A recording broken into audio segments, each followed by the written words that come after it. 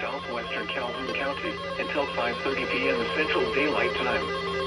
At 5:02 p.m. Central Daylight Time, a severe thunderstorm was located over Talladega Superspeedway, or 10 miles north of Talladega, moving southeast at 10 miles per hour.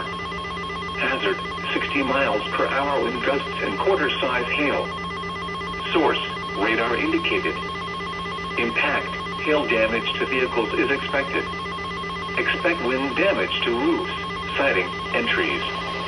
Locations impacted include Anniston, Oxford, Lincoln, Munford, Hobson City, Grandtown, Talladega Superspeedway, Anniston Regional Airport, Bingham, Talladega Municipal Airport, Logan Martin Lake, Anniston Army Depot, East Avoga, Campback, Jackson Shoals, and Jennifer. For your protection, move to an interior room on the lowest floor of a building. Repeating, a severe thunderstorm warning has been issued until 5:30 p.m. Central Daylight Time for the following counties in Alabama: Calhoun and Talladega.